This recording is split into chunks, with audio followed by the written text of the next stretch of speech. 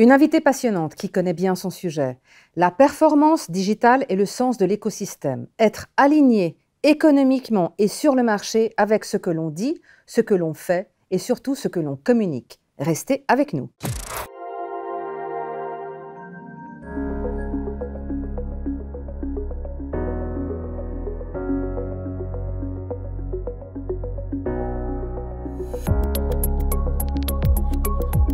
Marine Gruard-Rebuffat, bonjour, bienvenue avec nous. Bonjour. Vous êtes une spécialiste de la performance digitale et du sens de l'écosystème.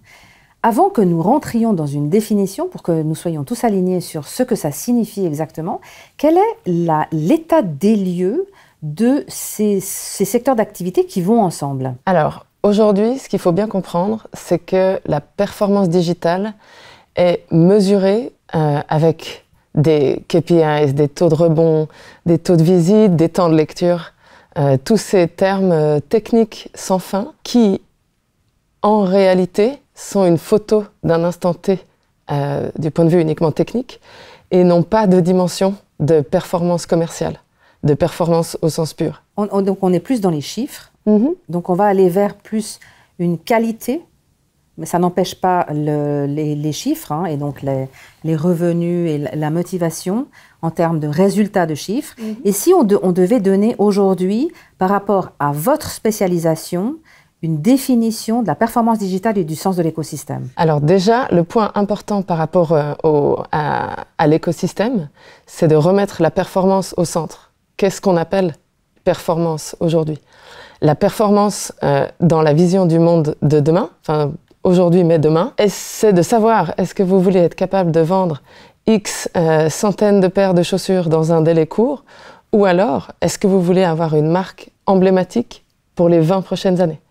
Ça, la question capitale autour de la performance, elle se situe vraiment sur cette différence-là. Donc, la performance digitale, elle vient s'inscrire dans la performance de l'entreprise. Ça doit être un levier et non pas simplement une photo à l'instant T d'un nombre de ventes. Donc si je vous comprends bien, on travaille plutôt aujourd'hui pour demain, et demain c'est là, sur une situation pérenne d'une entité, d'une entreprise. Alors, qu'est-ce qu'aujourd'hui une entreprise dans le sens du marché tel que vous le présentez? Alors, une entreprise aujourd'hui, je fais toujours ce lien avec la performance digitale et l'écosystème. L'entreprise d'aujourd'hui va se servir du digital comme des outils numériques, que ce soit pour donner des actualités, et c'est surtout aujourd'hui des brochures numériques.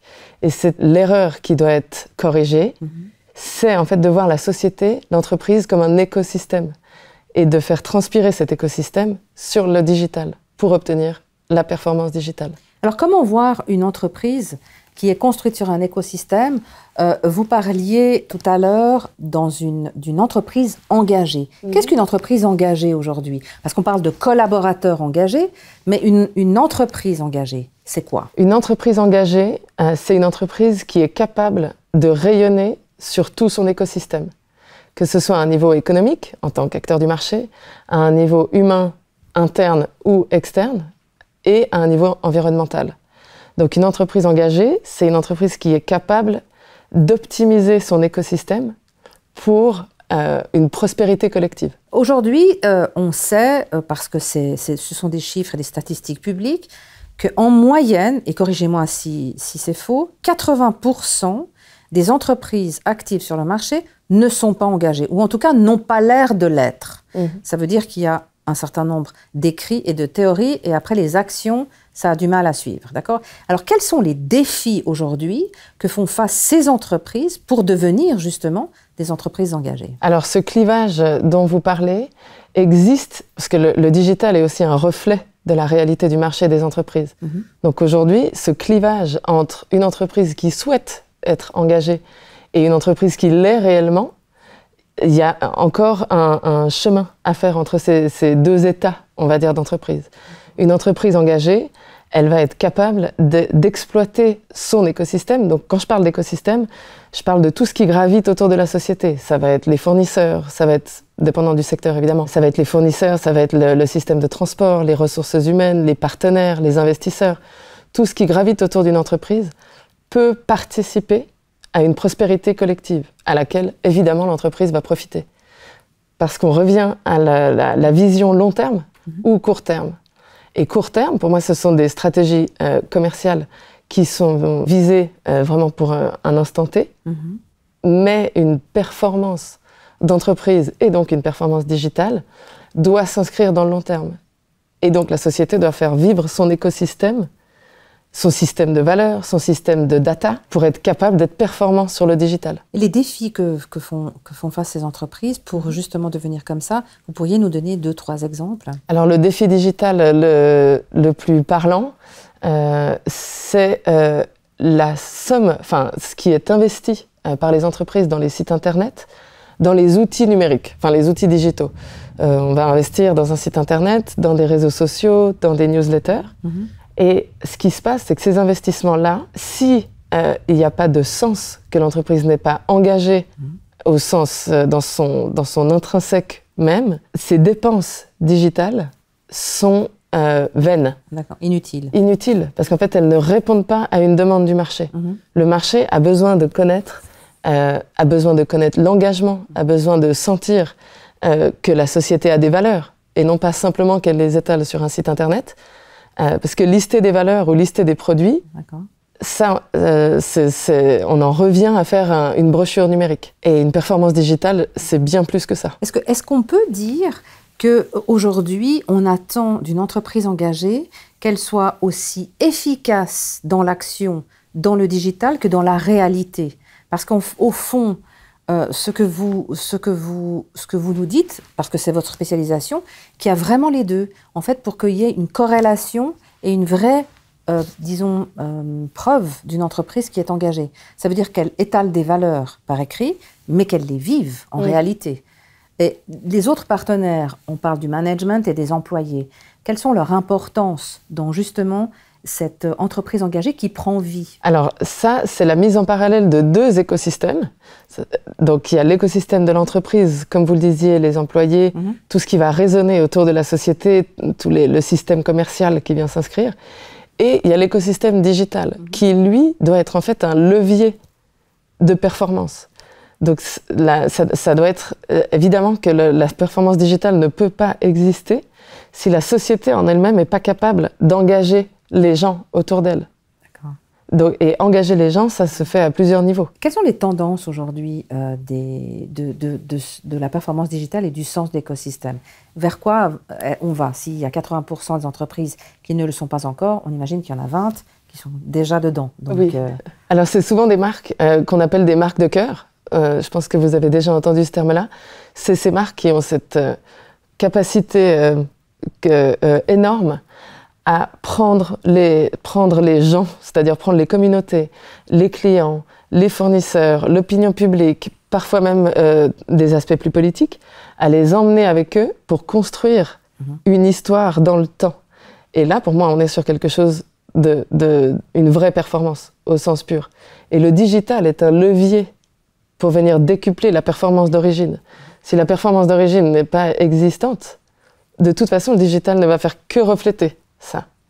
Donc l'enjeu réel est d'aligner sa société, de lui faire vivre un développement commercial, mais également un développement de tout son écosystème pour être simplement optimal, c'est-à-dire au meilleur sur tous les points qui gravitent autour de cette entreprise. Si je résume en 3 mots-clés, charisme, leadership, relation, finalement, c'est ça peut-être qu'il y en a d'autres, mais ça fait partie des leviers de la réussite d'une entreprise engagée. Mais alors, quelles sont les tendances, voire les innovations de ces entreprises-là? Alors, ces entreprises-là, dont on parle, donc là on parle des fameux 20%, qui sont dans une performance digitale et également une performance commerciale, humaine et environnementale. Ces entreprises-là, elles ont simplement compris les mécanismes du marché actuel.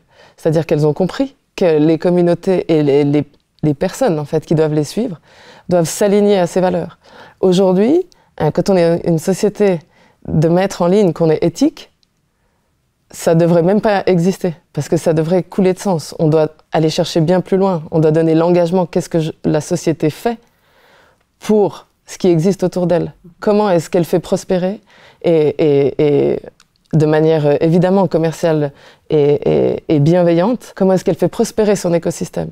Et ça, c'est des marques qui fonctionnent et qui fonctionnent depuis très longtemps. Donc c'est aussi quelque chose qui est prouvé dans le temps, que ces marques-là s'inscrivent de manière ancrée et durable dans le panorama économique. Si on parle de, je rebondis sur le mot économique, les leaders de demain ont 20 ans aujourd'hui, dans 10 ans ils en ont 30, donc ils vont être à la tête de ce marché. Hein.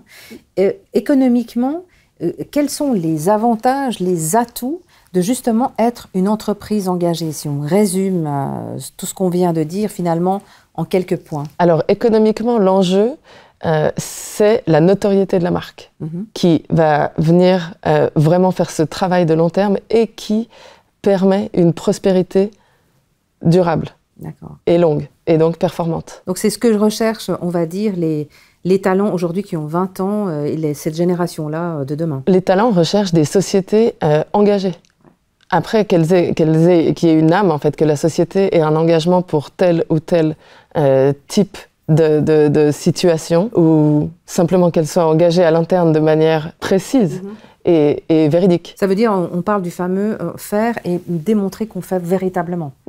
Est-ce que vous pensez que ça, c'est le monde de demain en termes de marché, l'économie du marché? Oui, je pense que c'est le monde de demain, et c'est aussi, dans le monde de demain, on n'aura même plus besoin de le dire, parce que les entreprises qui ne sont pas capables de le faire, elles ne vont pas pouvoir exister sur ce modèle-là.